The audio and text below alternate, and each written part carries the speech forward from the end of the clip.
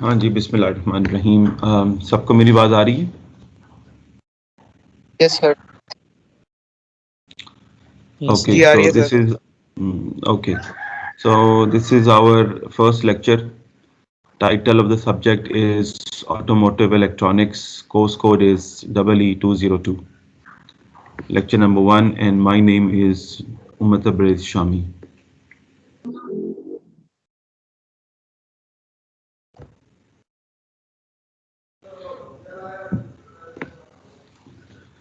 Um, this this slide this slide presents the course contents of our undergoing course. It has been divided into 16 weeks. Sir ये course सही तरह visible नहीं है, नजर नहीं आ रहा सही. ये सर ये पढ़ा नहीं जा रहा.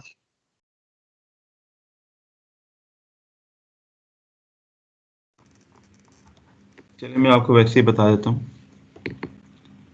कि this course is divided into 16 weeks.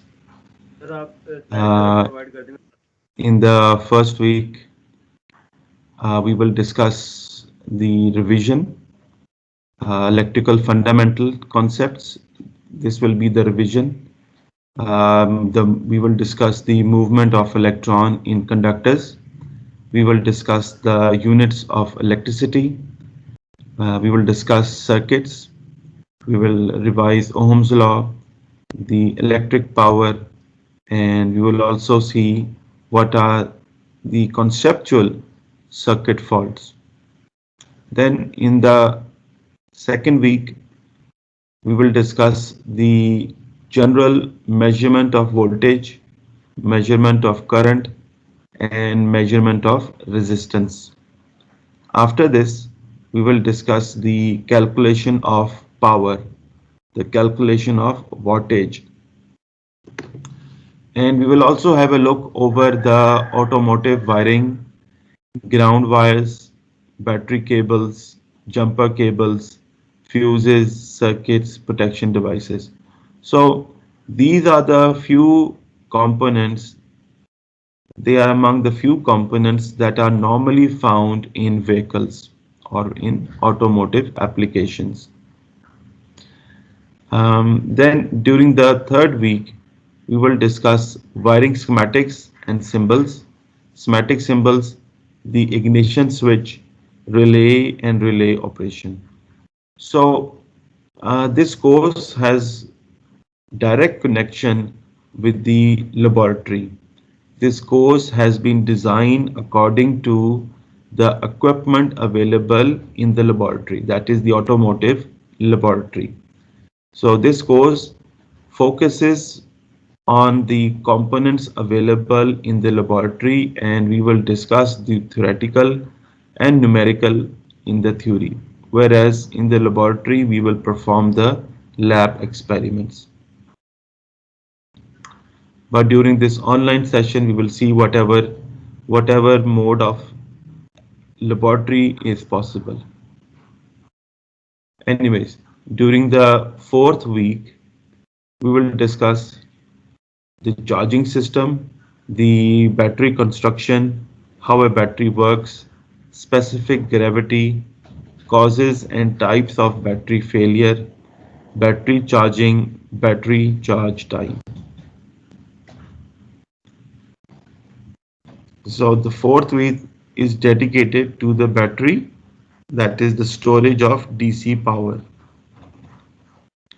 Then the fifth and the sixth, these 2 weeks are dedicated to the alternator. It has been divided into two parts.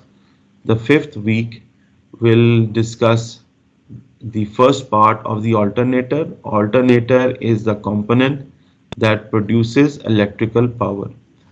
The alternator consumes mechanical power and it produces electrical power. And during the first week, we will discuss the principle of alternator operation, alternator components and operation, alternator output factors.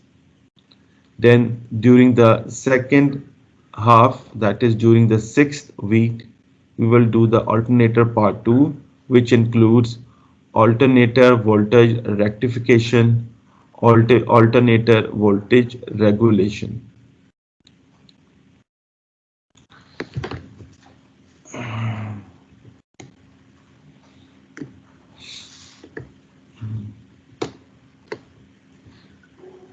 Some portions have been cutted out, but if time allows, we will also discuss the cutted out circuit course contents.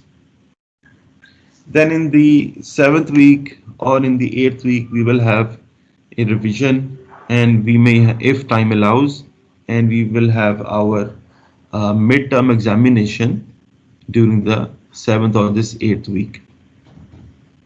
So this is the course for the midterm. Then comes the course outline for the end of term examination.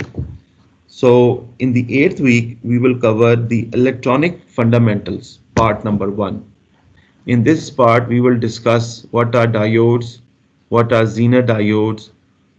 We will discuss how to protect system from over voltage using Zener diodes or simple diodes. So we will discuss how we can protect high voltage using Zener diodes or simple diodes. Then we have diode ratings, limiting light emitting diodes, LEDs, photodiodes, and photoresistors. Then in the 9th week, we have the electronic fundamentals. These part number 2, electronic fundamental part number 2. Part number 2 includes silicon controlled rectifiers. Silicon controlled rectifiers or thyristors, they are controllable electronic components. They are different from Zener diodes or simple diodes. The Zener diodes or the simple diodes are non-controllable components, whereas silicon controlled rectifiers or thyristors, as we may call them, they are controllable electrical components, and we will see how we can control them, and we will see how we can use them in automotive electronics. Then during the second part, we will also cover thermistors. Thermistors are electronic components whose resistance changes with the change in temperature. Then we will discuss three-phase rectifier bridges, how we can convert three-phase voltage, AC voltage into DC. And then we will also discuss transistors, phototransistors, ICs, and transistor gates. Transistor gates are like our logical gates, the AND gate, the NAND gate, and fundamental circuits that we can make of the AND gate, NAND gate, OR gate, XOR gate, and so on. Then during the 10th week, we will cover computer fundamentals. The computers, the computer components that are used in automotive electronics. We will discuss computer main components, computer functions, digital computer programming, if time allows, and then computer input sensors and computer output components. Then during the 11th week, we will discuss the starting system of a vehicle. This starting system consists of the cranking system, starter motor operation, how motor starter works or how our general purpose motors work, types of DC motors, gear reduction starters, and computer controlled starting.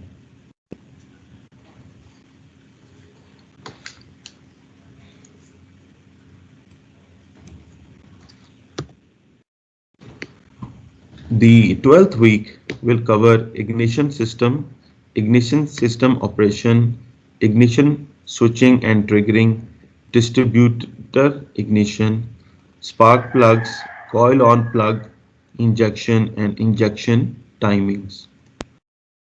Then during the 13th week, we will discuss sensors, various sensors. There are a wide variety of sensors available, but we will only consider the most important sensors, mainly that are used within automotive vehicles. So they include strain gauges, variable resistance, accelerometers, airflow sensors, hot airflow sensors, variable capacitance, fluid flow sensors, light sensors. Then comes the 15th week. In the 15th week, we will discuss solenoid actuators. Actuators are the outputs that are enabled or disabled after a given input. So we will discuss what are actuators and what are the main actuators that are used in automotive vehicles. They include solenoid actuators, electronic plungers, exhaust gas, um, circulation valve, and so on. And then during the 6th, 7th, 16th week, we will have our end of term examination. So this is the breakup of the course, inshallah, for our given time.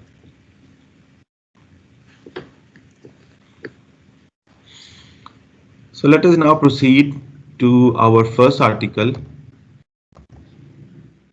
That is, the first article is how electrons move through a conductor.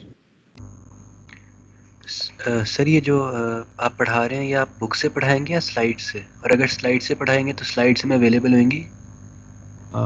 देखिए मैं book से पढ़ा रहा हूँ, और जो book है वो मैं उसका टाइटल आपको बता दूंगा।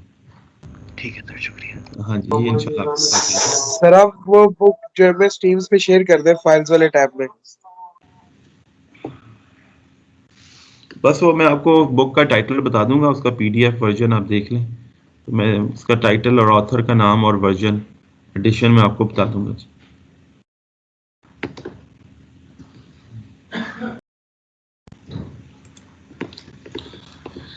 So the first article is how electrons move through a conductor. ये आर्टिकल में भी आपने इलेक्ट्रिकल इंजीनियरिंग इलेक्ट्रॉनिक्स के सब्जेक्ट में भी पढ़ा होगा।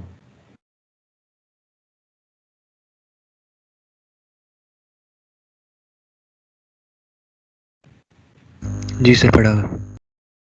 So who will explain that how electrons move through a conductor without reading from the slide?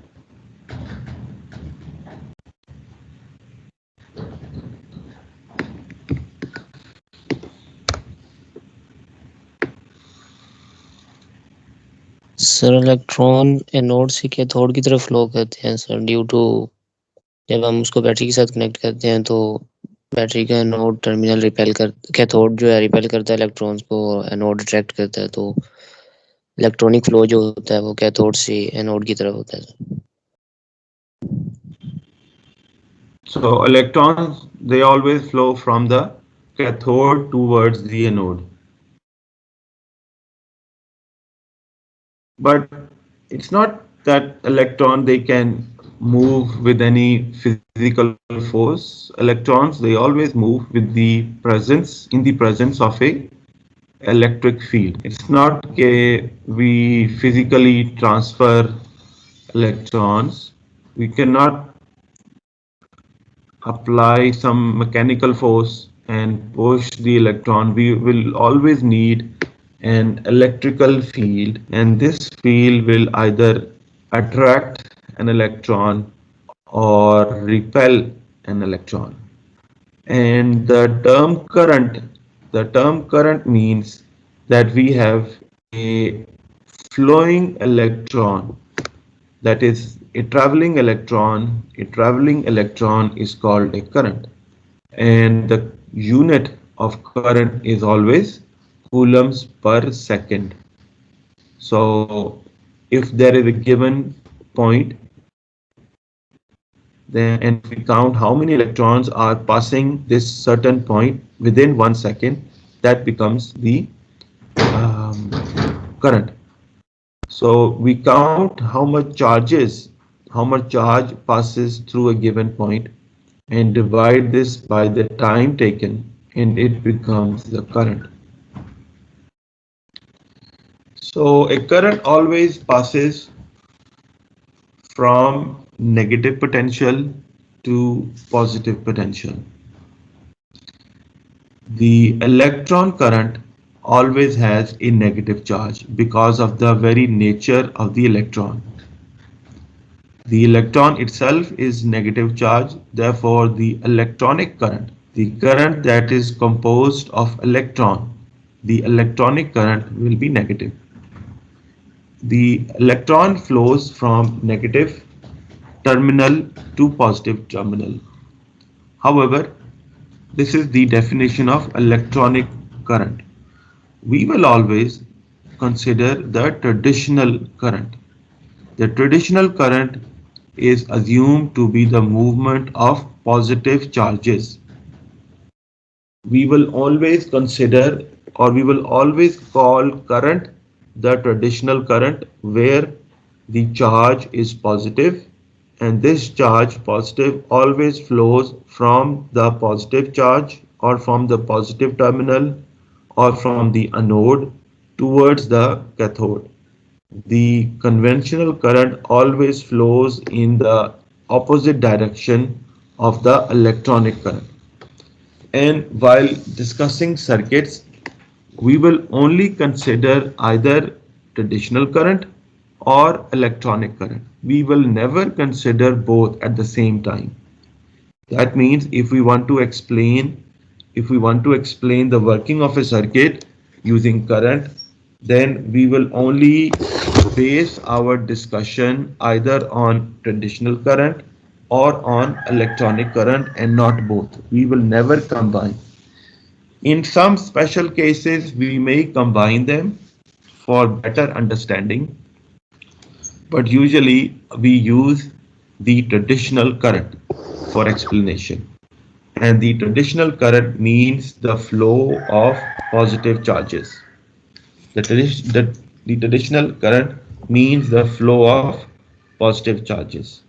But if we look inside a conductor, then what is really happening? What is really happening is the movement of free electrons, is the movement of electrons. But since we use traditional current and it flows in the opposite direction, so it does not bring any change except for the direction. It does not bring any change in our calculations. The negative charge will repel free electrons from the atom of conductor, whereas positive charge on the opposite side will attract electrons. And if we reverse this statement, positive charge will be repelled from the positive electrode and the negative electrode will attract the positive charges. And as a result, we get conventional current. This conventional current will be used to understand electronic circuits. It will also be used to understand electrical circuits.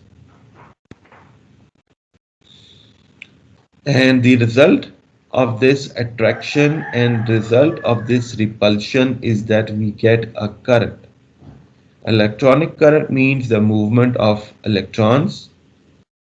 They flow from negative terminal to the positive terminal, whereas the traditional current means the movement of positive charges from the positive terminal towards the negative terminal. And this diagram that we see, figure 3.13, shows the current electricity is the movement of electrons through a conductor. It shows a copper wire. It shows that a copper wire at one end is negative. There is a negative potential, and at the other side of the copper wire is a positive potential. And inside we see the movement of electrons. They are directed they are flowing in a direction from negative charge or negative terminal towards the positive terminal. So the electrons, they are being attracted by the positive terminal, and they are being repelled by the negative terminal.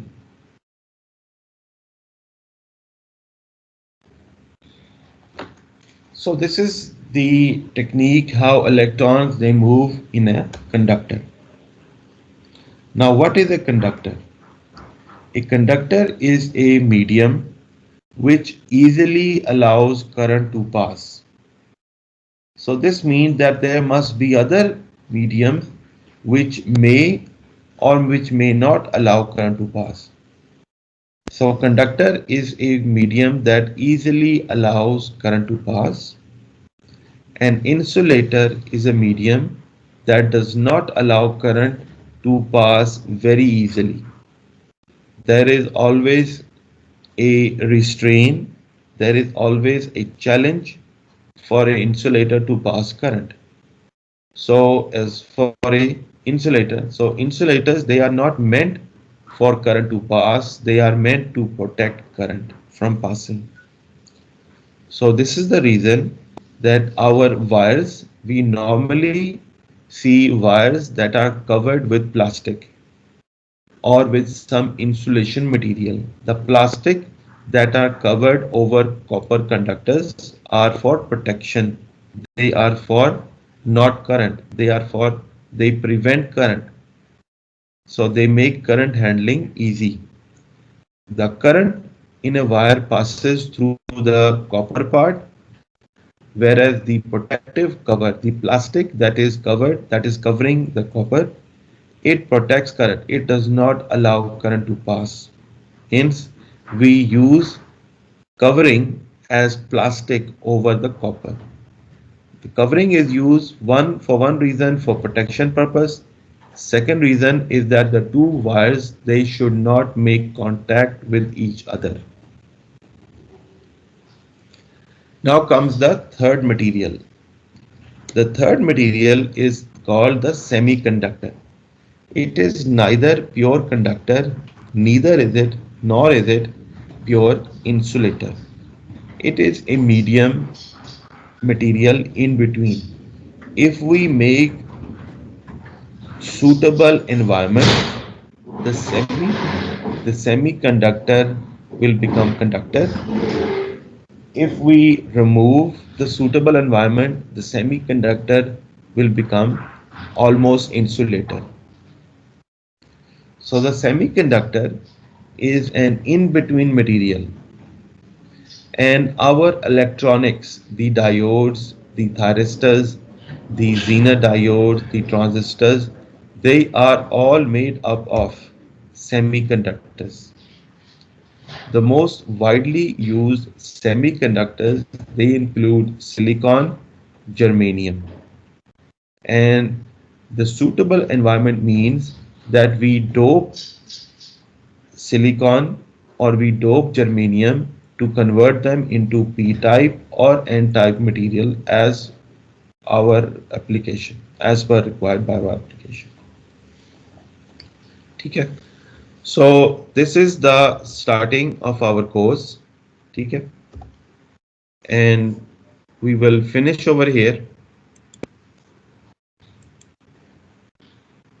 And inshallah we will meet in a new lecture. Thank you very much. Allah Hafiz. Assalamu alaikum.